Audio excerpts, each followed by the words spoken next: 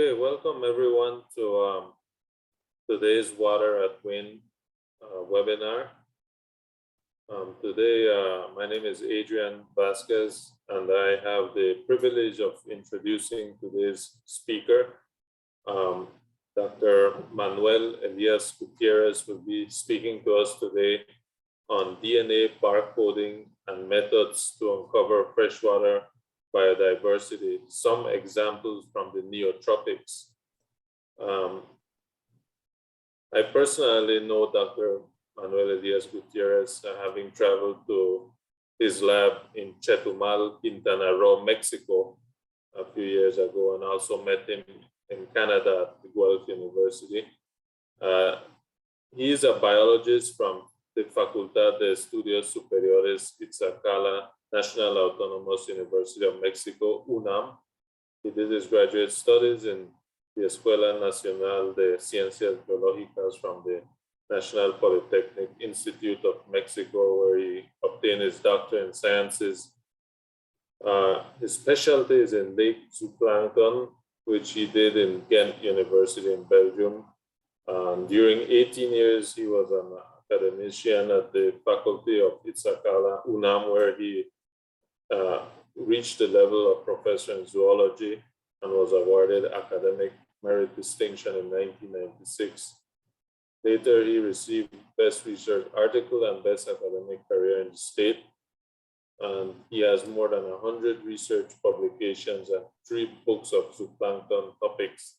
Since 1997, he has been a senior researcher at El Colegio de la Frontera Sur Chetumal unit, where I've visited and faculty from the School of Medicine as well. That's where his primary focus of research on ecological and taxonomic studies on freshwater zooplankton using integrative taxonomy, in particular from the water bodies of the Yucatan Peninsula. And he's also the curator of zooplankton collection. There are many other things I can tell you about Dr. Elias-Gutierrez. He's a good colleague and friend over the years, and always willing to help us in research and many different things. And I hope he will touch on a little bit of all those things and form new relationships with you, the guests. And just wanted to say that he has encouraged me to do biodiversity barcoding, and he's in charge of that whole DNA barcoding in the country of Mexico. And he's well known around the DNA barcoding global tribe, or whatever you want to call it. So I'm very excited to have him. The floor is yours, Dr. Manuel Elias-Gutierrez. Thank you very much, Adrian. Okay, I really appreciate the opportunity to speak with you and to show you a little bit about our progress with DNA barcoding and some other things that we have been doing during these years in Mexico, in El Colegio de la Frontera Sur. Maybe some of you wonder, where is Chetumal? Sometimes in my trips everywhere, I say, I'm from Chetumal. Where is that? Well, just to find the point, is 400 kilometers south of Cancun, and is in the border with Belize. So maybe is the Mexican gate to go to Central America. And well, I'm going to speak to you a little bit about what we have done during these years when I started my career in the 90s. And then we started with the studies of freshwater ecosystems of Mexico.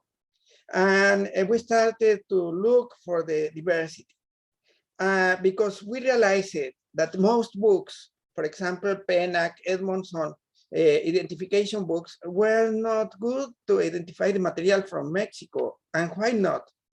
We found so strange things like this one that I'm showing you, that is Spinalona anophtalma, a new genus, a new species, that is the only blind cladoceran found in the American continent.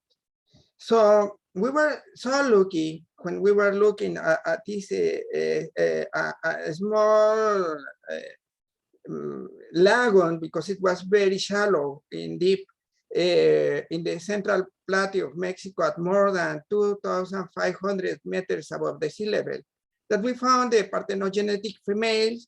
We found the males. This is the male, and here is the post-abdomen of the male with the genital pose. And we found also the ephepial females and the different stages of development. We used, in that time, the normal taxonomical tools that were scanning electron microscopy, the drawings with a lucid camera, and the careful observation of all the limbs of these animals. So we started with this kind of work, and then we started to describe a lot of species: Macrotris mexicanus, Macrotris smirnovi, Leptodiaptomus, Leptodiaptomus dodsoni, by the way, that was for Stanley Dodson, after Stanley Dodson, to honor his name, and so on. So we did all this job with the former tools that we had, or the traditional, let's say, tools that we had. But in the year 2003, Paul Hebert proposed that the DNA barcode could be an ID method for all the species in the planet. With the time, we realized that this DNA barcode is very, very good, but it's not perfect. And also, we started to study the freshwater zooplankton. That was what I was dealing with in that time, and currently I'm doing the same. And we started in the year 2005. However, we had a lot of problems to amplify the gene, because the barcode means an standardized gene. That means that in the case of animals, is the COI, or cytochrome oxidase 1 in the mitochondria, because it should be the same gene for all the animals to be to make a good comparison. So our success was very low, about 30%, 40%. And I started with this job in the well lab of Paul Hebert. Even with his advice, our success was not really good. And he told me, for example, he was working previously with apnea. I met him because he was working with zooplankton, but he left the work with freshwater zooplankton because his success to amplify the gene was very low. So that is why he decided to shift to butterflies and insects, that they are far more easy to amplify. And we started with the publication of the first papers. The first papers started to be published in the year 2008. And for example, I think this is the first paper with an extensive study of many species of cladocerans and copepods published in the world. And we started with the first discussion to highlight cryptic species. That means groups of species that were quite similar morphologically, but with different signal in the DNA barcode. So these are some examples of these species that we found to be maybe a group of species. And for example, in the case of the Daphnia exilis from Mexico, was overlapped with something named Daphnia spinulata from South America. We also detected the invasive Daphnia longhorsi. Maybe you are very familiar with this invasive species. And we detected that it was identical to the US invader. So the origin has no doubts that it came from Texas. New species were highlighted. And then in the same year, we described the first cladoceran with DNA barcodes and the normal studies so that is in the grounds of the integrative taxonomy. And this is the very first cladoceran that was described using the DNA barcode. Also, in the same year, we started to check some materials that Mildred Stratos Wilson synonymized with different species from North America. For example, in this case, Leptodiaptomus garciai was described by the Spanish researcher Osorio Tafal that was moving to Mexico after the Civil War in Spain. And she synonymized this species from a crater lake in the central Mexico, very saline, by the way, crater lake, with Leptodiaptomus nova mexicanus. That was a species described from the US. When we started with DNA barcoding, we realized that the Leptodiaptomus was a group of species, and Leptodiaptomus garciai was clearly different to the other ones. So we started to look at the morphology, and we could see that really there were differences. Here we can see some places or some parts that are in the comparisons entirely different. And also we made some experiments with material in cultures, and we found that Leptodiaptomus garciai lives much better in places with salinity, and the other Leptodiaptomus, they were practically, they disappear when the salinity was high, as you can see here in this graph. And about hybridization, we found that there were no hybrids between these groups of Leptodiaptomus. So we decided, and we re-erected Leptodiaptomus garciai as a valid species. Due to the problems that we had with the amplification of the coil, we decided to work on this problem. After many trials, after many studies, after trying to sequence more than 4,000 specimens, we finally established these new primers that increased it to 80% or more of the success with the plankton. Here you can see, for example, a table from this paper published in the year 2013, where we get in average 90% of all the main crustaceans from the zooplankton in the freshwaters. So we realized that these zooplankton primers are really good, but also later we discovered that these primers can amplify almost everything. We started to work here. This is the Bacalar Lake, no more than 25 kilometers from Chetumal. It's a beautiful oligotrophic lake. And we started to work here with different new methods, you will see later. But the first thing is that I wanted to create a baseline of the Bacalar specimens or the Bacalar material for future studies. And then when I try to prepare a plate, I don't have enough material to fill, for example, just one plate with copepods, another plate with the cladoceran. So I made a mixed plate with everything. And then I decided that I will pass different types of primers with the same plate. This plate, for example, that is here included rotifera in the B10 and B11 positions, mollusks in the previous positions in the B, but it had also cladocerans, copepods, ostracods, and everything that I found here. And everything you can see was amplified, and everything gave me a sequence. So the primers, the zooplankton primers, these primers that are here, they worked with all the groups that we got in these samplings from Bacalar Lake. And then we started with some contributions. I'm going to divide our contributions in the main groups of that we found in the zooplankton. And we start with rotifers. In rotifers, I had a student that started with his PhD studies, and she made an extensive survey in Mexico from the central Mexico to the south. And we collected a lot of samples in different water bodies. In the end, we have more than 400 specimens that belong to 63 morphotypes. And she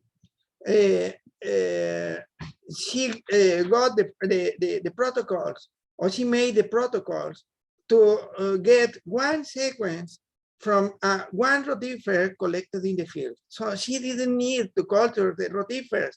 She just put the small rotifer in a tube, and she prepared it, and she got a very good sequence. And then we found that most of the rotifers in the sequential rotifers were the forms, the varieties. Any person that is working with rotifers will see that there are many varieties, many forms, many shapes of rotifers. All of them gave different kind of sequencing. So they were different species, and clearly they were clearly separated as different species. An example of all the universe that Alma was working is here in Lecanebula. All these things that you are seeing here in the screen are Lecanebula, or if you use any key to identify them, you will go to Lecanebula. But you can see here that there is one group with different aperture.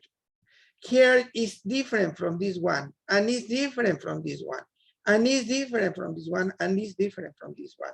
This is only one character that can be this part, but there are many other characters, and each one conform a very, very nice group.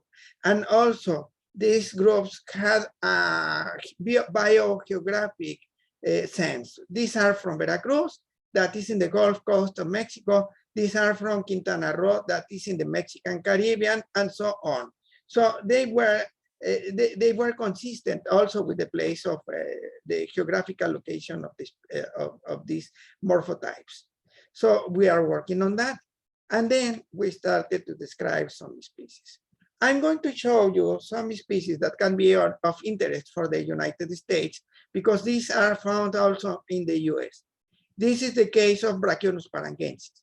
Brachionus parangensis was found in a crater lake, Rincón de Parangueo. These are the remains of a lake in this crater. This was a former volcano. They are very saline, and then we found only 2 or 3 things in these waters. One of them was Brachionus parangensis, that is represented here in the in this photograph.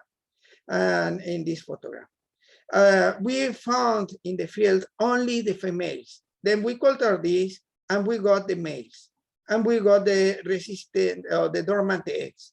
And then we realized that this animal was very, very similar to another Brachionus that is named Nevada, that was collected in the desert of Nevada in the United States. And we can see here this animal. I'm going to amplify a little bit this part. And then you can see here, we have the Nevada, we have the Mexican specimen.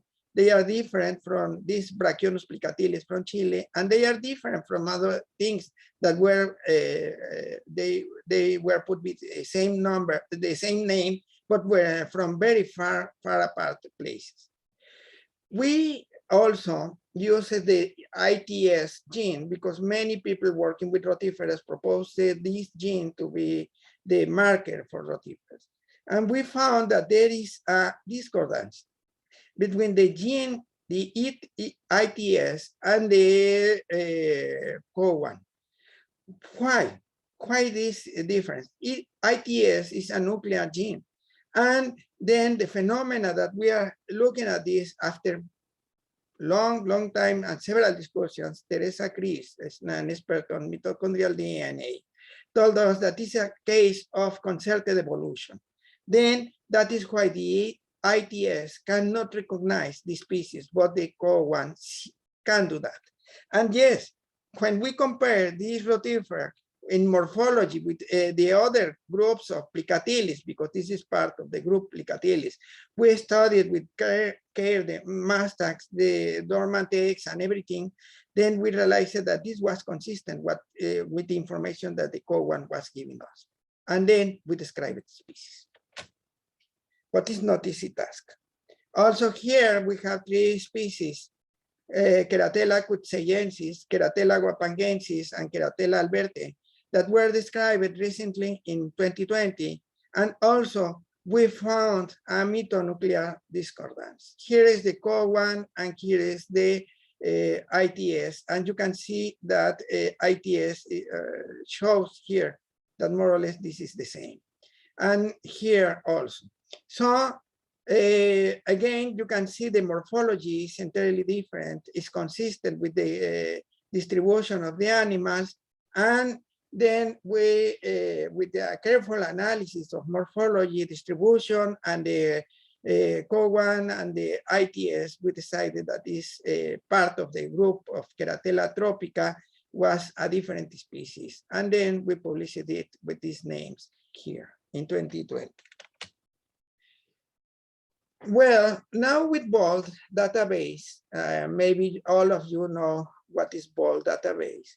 We can make big comparisons of the specimens of the animals in this database with the public information that is there.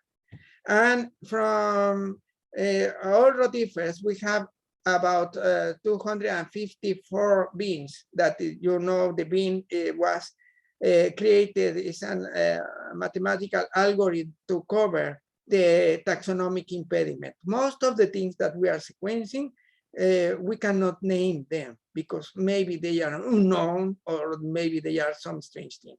We identify from these beans 187 species. But of this universe, only 3 are shared with the US and no one with Canada. This is very preliminary. This is not because 142 species from all the total are just from Mexico. So we cannot say much about that. But look at this. Here is what is in the public database, and all these things are different, but all of them have the name Limnias mellicerta. And all of them have different barcode index number. So what is going on here? We don't know. This deserves further examination. Here, for example, this is the case of Mexican material, and Mexican material is entirely different, for example, from the material from Canada and also from the United States. So we may recognize that most of the species that we are finding maybe, just maybe, have a restricted distribution. What about the water mites? Adrian has been working with water mites, and then we realized that this is a new world to be discovered. Here is my student. She is almost accomplishing the degree for PhD. She's in the final steps to get the degree, but she made these papers when she started to work with me, and they are part of her PhD thesis. The first thing is she made a faunistic survey in the community of zooplankton. That was her master thesis.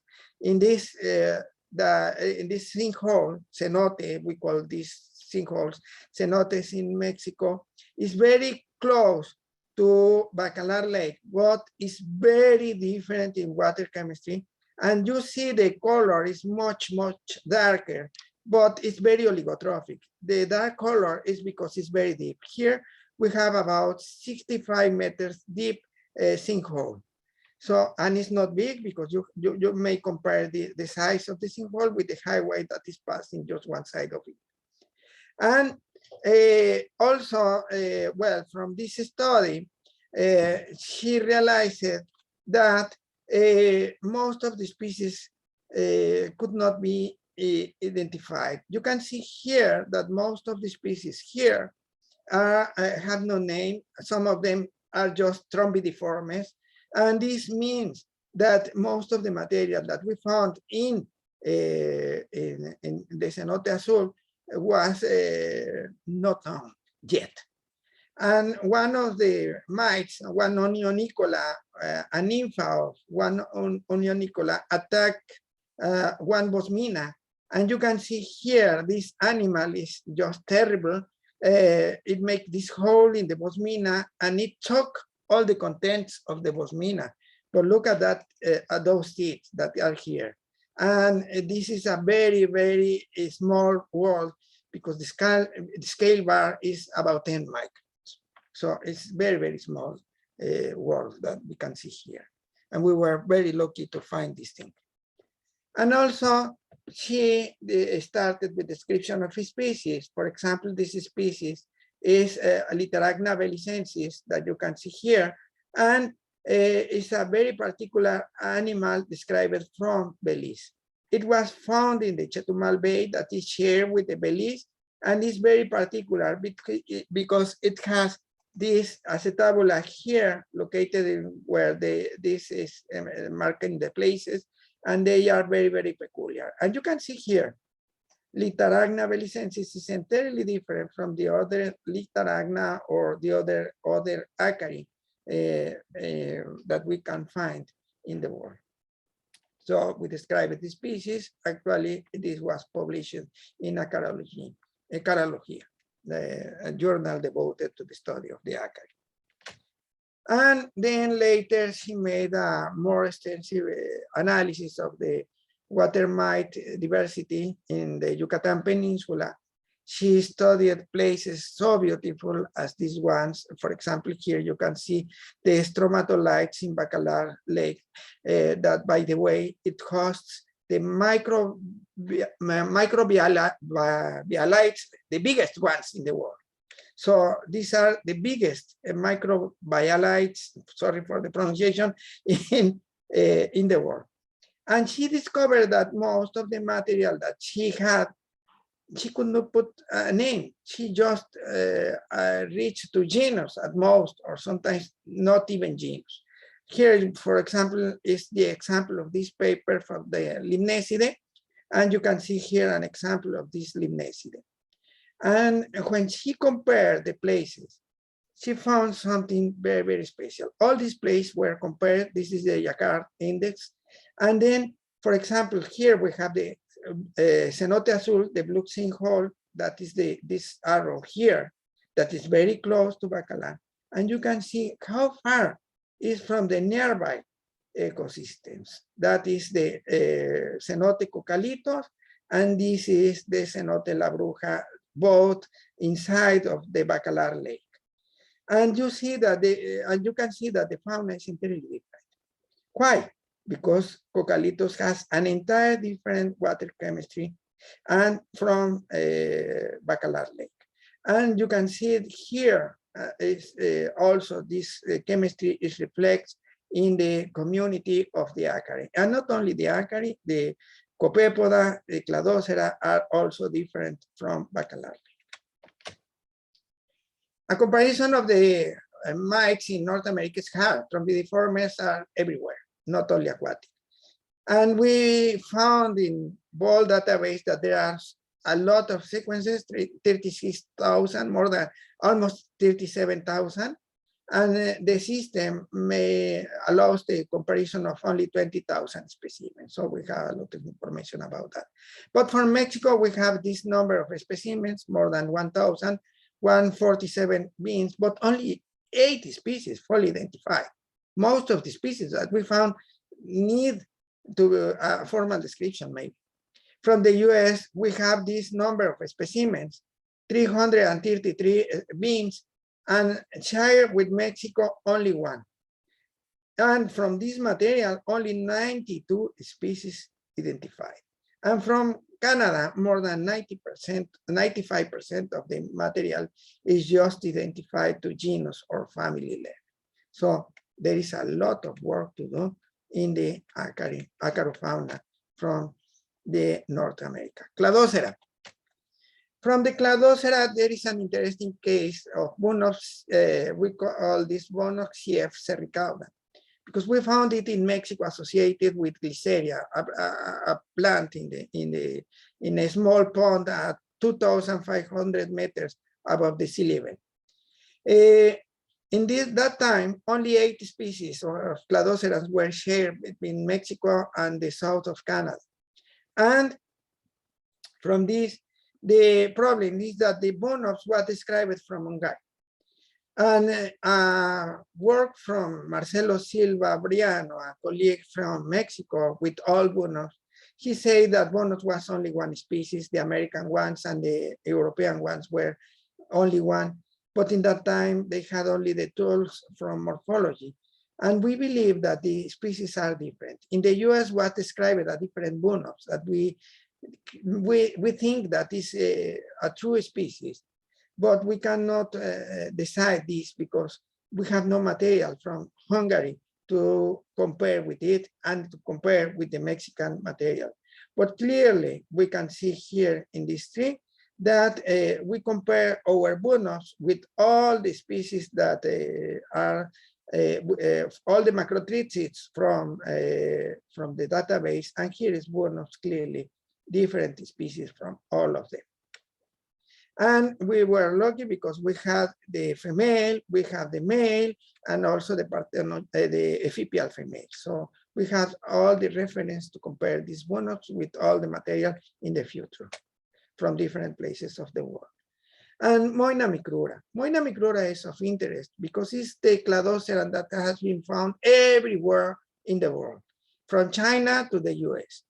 And some years ago, a Spanish researcher invited me to work on his lab. And she was working all the time in a place in Valencia, in a lake that receives the names of Albufera de Valencia. In Albufera de Valencia, when I checked her material, I told her, you have not a single species, you have 3 species. And I think no one of them was Moina micrura. And she regarded all of them as Moina micrura. Far to be, she was astonished, and she decided to make the trip to the type locality of Moina micrura and collected materials, Rosa Miracle. And she bring the materials, we sequenced them, and we realized that it was different.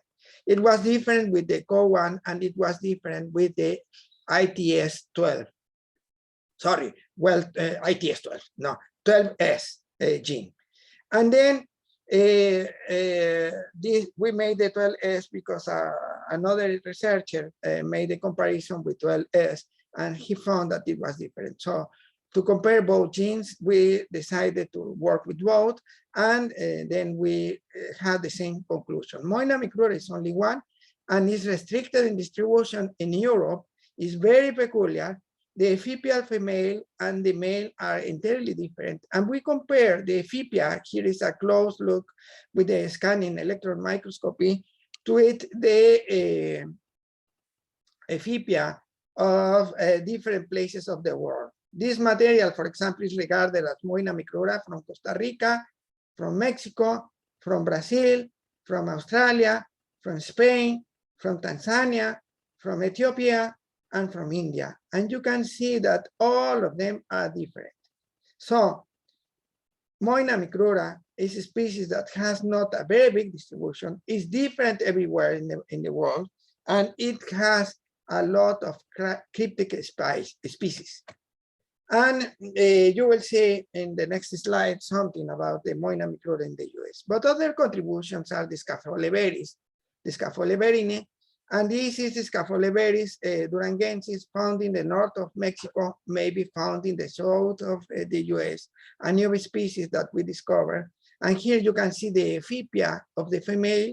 And we also have been working in the southern neotropics. I went to the Amazonian, the Colombian Amazon, and from there we got really an amazing material that deserves a lot of research. This is just the tip of the iceberg, and this is the ephepial female that we found in the Leberis in the Amazon basin.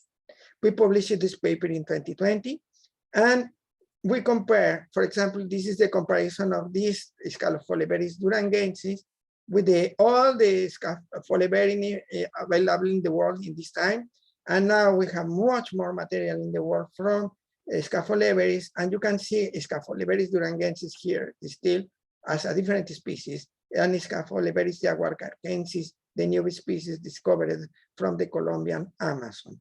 So the barcoding and the distribution and the morphology of males, females, ephepial females is supporting the species we are describing. And of course, a big group named as Leberis armata that is found in the north of the United States, Canada, and Alaska. It deserves further research. But what happens when we compare all the anomopods from North America? We got 29 species and 347 beans. Only 21 were found in Mexico, the US, and Canada. And in Mexico, we know that we have 5 species belonging to the Micrura complex, 5. But if we compare this Micrura with the remaining Micrura, we may find something similar to Micrura from the United States. And somebody, I don't know who, named this also as Moina Micrura. And they, of course, they are not Moina Micrura. They are different species. So a lot of work still deserves to be made in the United States related or regarding Moina Micrura, the group. And this is a contamination, please don't look at it. Well, and here we have one of the few cladocerans that you may find everywhere is Bosmina longirostris. You may find this in Canada, southern and northern Canada, in the United States, and as well in Mexico, in different places of Mexico. So this is one of the few, the 21 that are distributed in all the countries. From Ctenopoda, the other group of cladocerans, the other important group of cladocerans, we have 515 sequences with 28 species and 31 beans. Well, and they have also, from all of them, only 2 have been found in the Mexico and the United States. Here we have a problem. We call this Diaphanosoma confer Heberti because it's not the real. I have seen differences from the real Heberti described by Nikolai Korochinski in the United States, and we can find this in Mexico as well, but I'm not sure if this can be Heberti. There are Heberti conforms a group of species also, accordingly with the DNA barcoding. Maybe they are critic species. And here there is another problem. The problem is that somebody in the United States identified this material as Diaphanosoma fluviatile. And we found this Diaphanosoma fluviatile named as Diaphanosoma virgei in Canada, Diaphanosoma brachyurum, also somebody put the name in Canada. And in Mexico, I named this thing Diaphanosoma sp because I don't know what is it. And the problem is that Diaphanosoma fluviatile is from South America in the southern Neotropics and is entirely different. Well, the northernmost confident identification is in Nicaragua. So I don't think this species can be found in Canada or maybe the United States. I'm not sure. It deserves further studies. What about the copepoda? Well, the copepoda, as I told you, Wilson synonymized many species. And one of them was Leptodiaptomus albuquerquensis. Here we can find the original, I put here the original description by Herrick in 1895 because it paid me, it attracted me, my attention because it's made in Latin.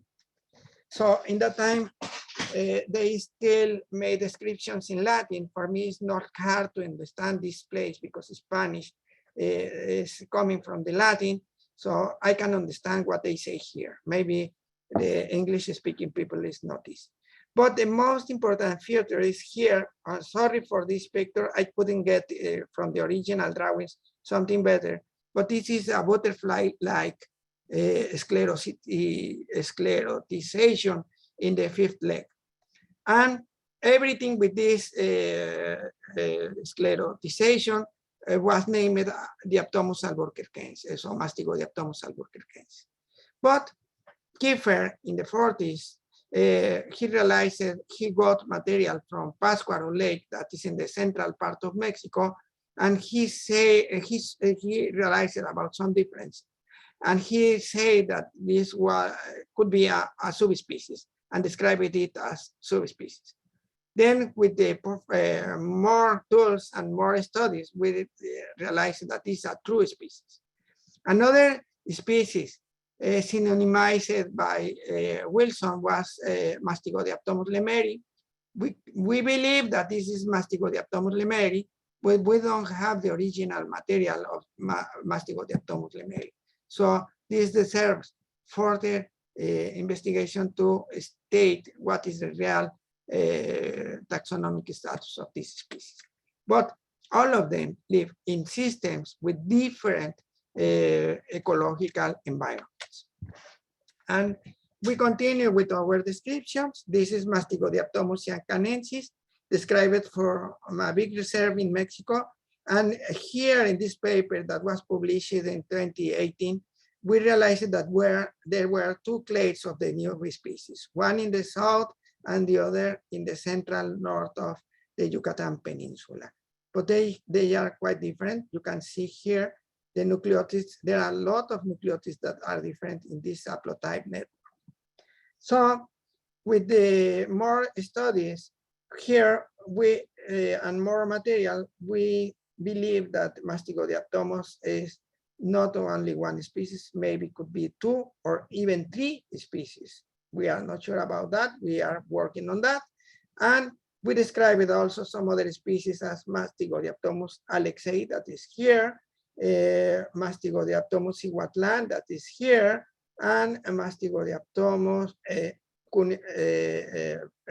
cihuatlan, that is here, as new species in 2020 with my colleagues Marta Gutierrez and Adrián Cervantes Martínez. And we detected exotic species.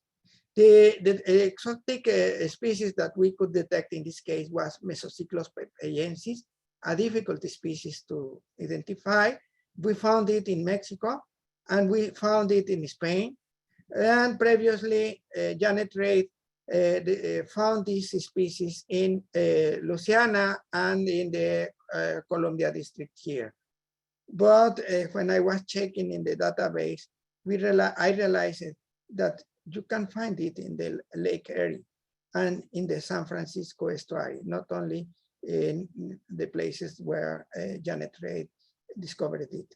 As it's a hard species to identify, maybe is so invasive as Daphnia lungholzi.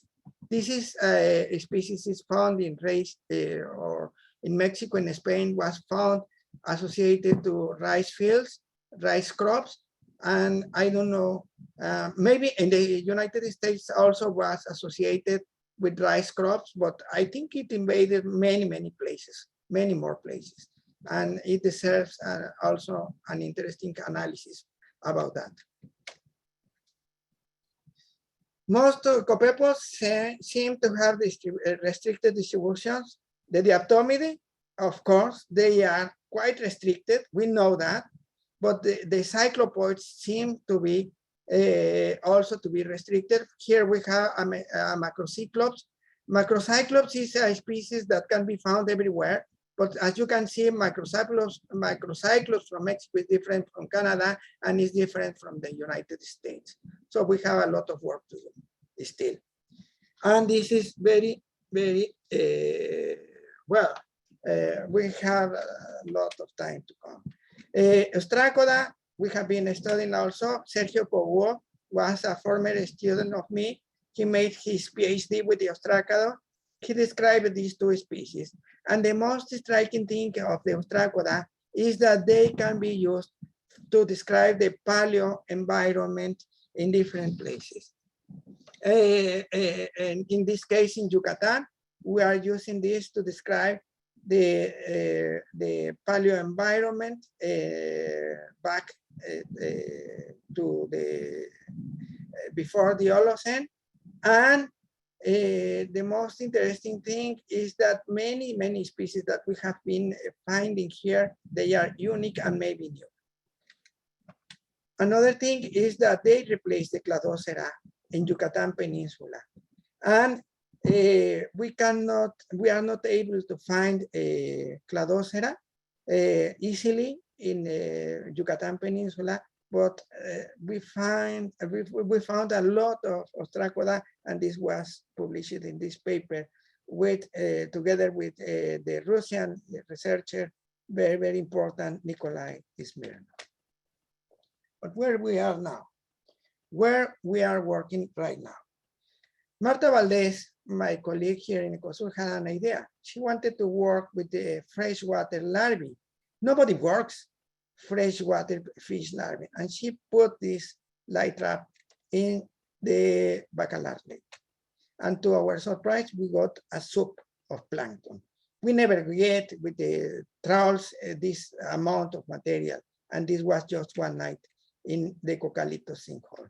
And all these things are zooplankton? Yes, all of them are zooplankton, and in the wide sense, because all this material that you can see here, all these specimens, the chironomids, the fish larvae, the acarii, the cladocerans, the copepoda that are here and somewhere here, all this swim to the trap here that was located 5 meters below the surface in a sinkhole that was about 40 meters deep. So, of course, they are part of the plankton, and they are not net plankton all the time, because maybe they have they can evade the plankton net. And then this paper I already showed you was with the former, but in this paper also we describe this new method. We use a more simple light trap with the same results as the other one that I showed you. And here in this arrow, I show you what we knew from Bacalar Lake before the light traps. Now we have near 100 species, and the projection is to near 120. And this is the result from just one neck sampling in the littoral and in the limnetic zone of a lake in Canada, the Eel Lake near Ottawa, and we got just in one night near 100 species with a projection about 120, similar to what we've projected to the tropical lake Bacalar. And well, this is something surprising, and that is why we cannot name everything that we have been finding here. And we compare, previously, we compare what we can get with the light trap. This is in the blue sinkhole. And here we can see that this is the beans that we got with the light trap. And these are the beans that we got with horizontal and vertical trawls. And these are the overlapped region. So most of the species are detected with the light trap. And this is very important because the light trap doesn't, I think the 3 methods are complementary. One, if we want to know all the fauna in any place like this, we need to use these 3 times, these methods, the 3 methods. And here's the comparison, the result with the zooplankton primers. And this is a very, very good result with all these different groups that we started to work. And this is already, I told you about the zooplankton primers for all groups in the plankton. And with these 2 things, now we are working in baselines construction.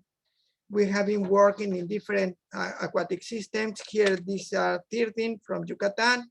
This was published in this paper. We got this number of specimens, and with a success of 99% for amplification with zooplankton primers. And we got from these 167 beans, but from them we identified only 43 species. This is with the light trap. But we also were working with eDNA and next generation sequencing. And this was made for the best known groups, in this case, the fish. We used the specific primers for the fish. We got 25 species in this system. And all this methodology was based on a previous work that we used, that we established for tropical oligotrophic lakes in using next generation and eDNA sequencing. However, our support, the economical support is very low. Here, we, in the year 2014 and 2015, we had the opportunity to compare the financial support for different countries. Here is Canada, here is the United States, Here is Germany, and so on. And Mexico should not appear here by effect of scale. So we have almost no funding for to work. To work in science in Mexico is really hard.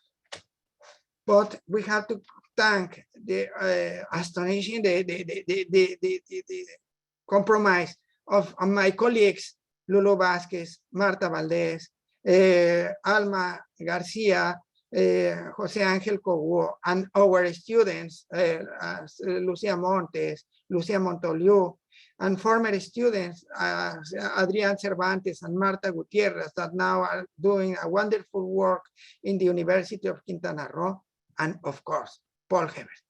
Paul Hebert support all our studies from the year 05 until the present. He has assisted us with the most, with what he can. And that is why we made this progress with DNA barcoding, because unfortunately here in Mexico, the support started in 2010 and finished in 2015. From 2016 to the present, I can say that we have zero support in Mexico. In conclusion, we are just starting to uncover the magnificent biodiversity in Mexican freshwater ecosystem. Most of the zooplanktons, as we have seen, maybe have a limited distribution, but we are just starting. So maybe, but this is most probably have a limited distribution. Currently, we have the tools.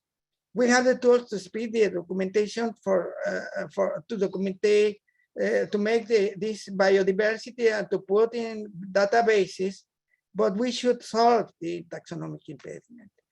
We must not forget the taxonomic impediment. We must work on that. We must describe the species that we are finding. And with all these new methods, the taxonomy is getting a new breath and that is accordingly with the progress of the 21st century. And we must know that the freshwater is one of the most threatened environments from the world. And then I will show you an example, just an example. This is Bacalar Lake. It was a photo taken by a drone in March 4th, 2019.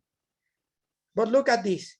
This was taken in July 2020, after the tropical storm Cristobal and 2 days of heavy rains in the Gulf of Mexico, in the part of Yucatan Peninsula in the Gulf of Mexico, not the Caribbean. So all this water came from the west of the Yucatan Peninsula to the east and changed it in just 2 or 3 days, the color of Bacalar as this. The same place in September 2020. And here is what happened with the zooplankton. Just it disappeared. Both samples, oh, this is wrong. Both samples were taken in the same point with the same method. And you can see the plankton disappeared. It vanished. And we have not recovered yet. This photo was taken just in November 21. So that means about no more than 2 months ago. And you can see that we have not recovered the same color that we had here. And we are still looking what are the consequences and the samples that we can get from this place. So I just can say thank you very much for hearing me. And this is something that not only the fish larvae, all the plankton, all the living things in the lakes are asking for. Thank you very much.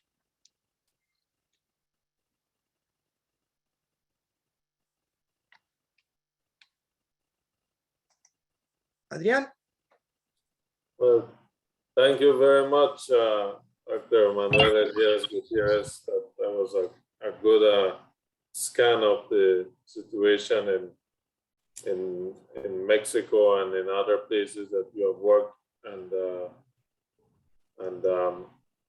Oh, there's Jeff saying hi.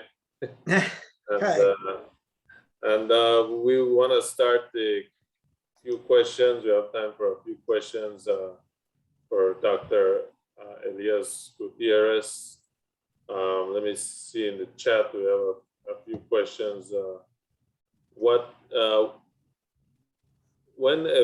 evaluating metapopulations, how do barcodes fare in terms of differentiation due to restricted gene flow, isolation, and habitat fragmentation, genetic drift?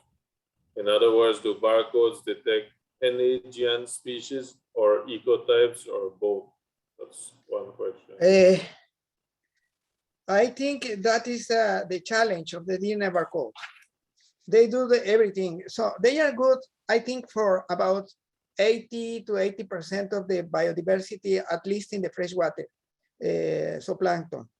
But there is another 10 to 15% that they are not really at all good. So the code for the species should be moved. For example, in the case of the caracids, the caracidae is a family of fish and is very diversified in the neotropics. DNA barcodes in the beginning could not split the species because the divergence was less than 2% in all of them. But my colleague Marta Valdez, she started to, with this real problem, she started to barcode more and more and more and more caracidae, and then the caracidae, the bean started to change, and then now the bean is cutting to less than 1% of divergence. So the bean can move. Some friend of me told me that in mammals should be about 5%. So that is the challenge. The bean is not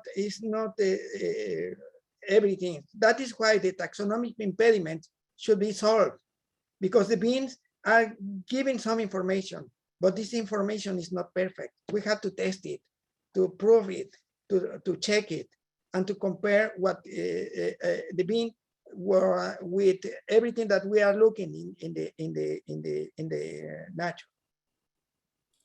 Thank you.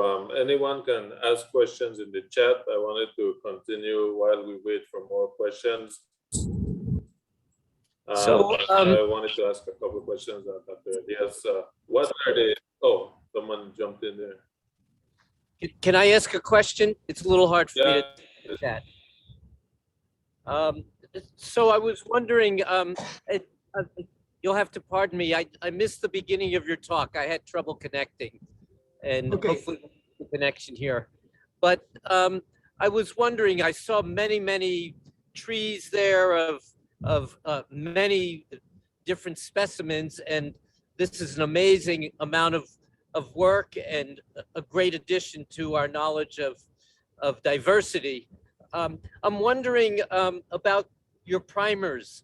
Occasionally, in some groups, we found that the universal primers that Adrian has used, and I've used as well, some specimens don't amplify with that. We have to design some new primers. So have you varied the primer sets for certain groups in order to get a better coverage? Oh yeah, we have a universe of primers to test. So we have to use firstly the most universal. That means zooplankton have been universal. We didn't know that. Then later Fulmer, and then there are specific primers that you can see in the whole database, very different for different groups. For example, we have problems with the plateau mints, and maybe we need for helminths, we need to develop primers, specific primers for those groups. So it's not easy to work on them because you have to make a long alignment and to look for places with no change. And it's not easy to do that task, but I think it can be fruitful if you focus in one group and you focus in the problem you have, and you start to work systematically on it. That is what we did to get the zooplankton primers. Thank you. Right. There were some groups when we were working on oligochaetes where the so-called universal primers didn't work, and vice versa. There were other primers that weren't supposed to work that did. So I agree with you that it does take additional study in different groups to come up with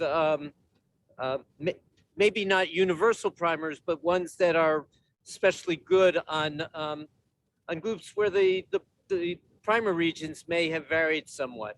And That's it right. could also be that you have the more universal primer set than we do with various substitutes in order to get it to work.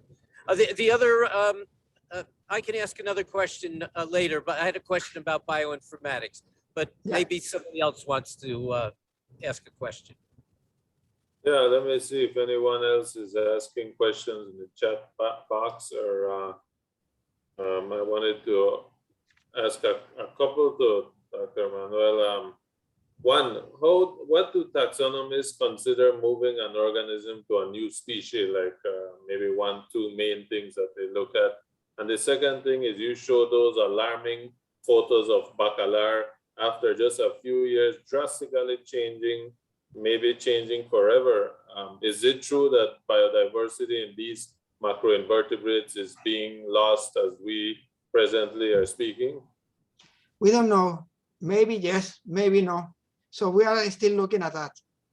It's really hard to say because the subitous change in bacalar was in July 2020. We are 1 year and a half after this change. Gradually, it recovered the color. And it was funny to see, well, funny, I cannot say that, but it was nice to see that from the south, it recovered much faster than in the north. So we are now working together with a physical oceanographer to see what is going on there with the currents, with the water that is coming, with the flows, because we don't know that. So this is a kind of multidisciplinary task, and we are looking at the biological part, and maybe what we have seen is that some species that vanished now are appearing. So maybe all of them will recover, but we don't know really. Good, interesting answer. And the next question In relation to that, oh, yeah. What I was going to say in relation to was sorry. this describing new species? Excuse me? Yeah. I didn't follow, excuse me. What are your main guidelines to say this is a new species when you find it? Okay. I think years of experience. It's not easy to look at that. I was lucky because when I was in Belgium, I met the specialists of each family. And then I could get some knowledge of a small part of the knowledge they have. So I'm very familiar right now. I can say that I'm very familiar with the family, with the plankton here in Mexico. Now, to realize that they are different species, you have to look at them with a lot of care. And I think in the future, we will take a look to the bins and the databases and the material that is in the collections, and to look at that. And when we see something different on them, when we try to look in the material and we try to look not the traditional characters. Most people is looking at the traditional characters. And we never look at that. We look at the whole, the complete animal just to realize if they are different in something, because they are quite adapted.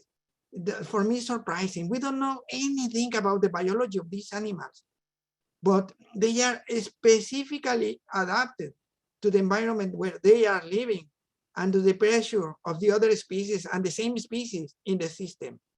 So it's amazing to see that when we look at the eclectic species, very similar, for example, in a case of a cladoceran, you look in the surface and the animal is the same.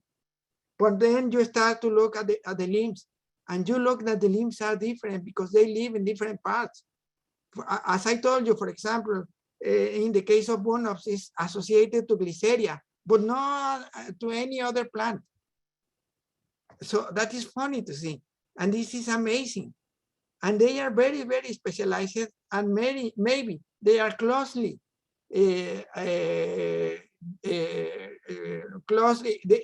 evolved with this kind of plant.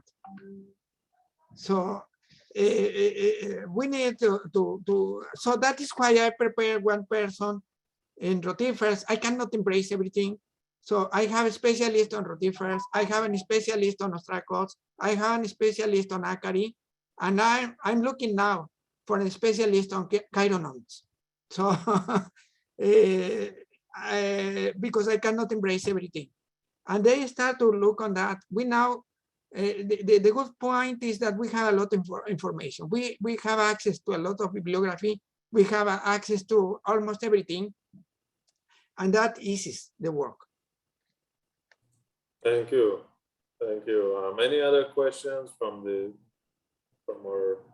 There was a question about bioinformatics, I think. Okay. I don't see it in this chat. I was wondering, you're working with many sequences there. I have to say, in the work that we were doing, the limiting factor in getting the data out and being able to publish it was not getting the sequences. It was getting the sequences processed and quality controlled and analyzed in their relationships. The bioinformatics pipeline was the most troublesome to us. And we would really appreciate learning more about your bioinformatics pipeline and how you've gone from these thousands of specimens that you're able to collect even in a single night to these very diverse trees. Okay. And I think that's something that is worth discussing and sharing at other times. It's more of a comment, but perhaps you might want to give us some insight into how you're doing that. Well, if you mean, for example, to clean and to edit our sequences from the Sanger method that we get, we have well, I trained Alma Estrella Morales, Garcia Morales, sorry, and she knows very well how to work with the chromatograms, trace files in English. And we always perform the sequencing in 2 directions. We make the sequencing, the Sanger sequencing, bidirectionally. And then we use a special software that the name is Code on Code that allows us to work on a complete plate. That means 95 or 96 specimens at once. So we do like that. That is the way that we are working. We work in lots, let's say, of 96 specimens each time. And it's a hard task, I have to say. It takes time, but that is what we have at this moment. Another word should be said about the about what is the analysis of the sequences. When we work in the analysis and we are working in where to cut, for example, to the species level, we use several methods that can be the ABGD, the ASAP method, and also we are working with the coalescence, and that means Bayesian statistics, and this is quite complex. So sometimes we need supercompute to work on that. because it takes a lot of time to work on a normal computer. And we have limitations, of course. Thank you, Dr. Elias. It looks like these critters are going between specialists and generalists and flipping back and forth to adapt. Yeah. And I think it's interesting. And we are 10 minutes past our cutoff Yeah. point. I'm happy with that. Hopefully we see you again sometime in the future. We want to thank you again for coming all the way from sunny and warm Chetumal, Quintana Roo to cold Michigan, but we know that in both places there's a lot of biodiversity work to be done, right? That's so right. Thank you. Thank you. Thank you to everybody. Thank you very much for the opportunity to speak. And we are here. We expect to make some alliances because we have a lot of things to do together with our colleagues in the US. Thank you.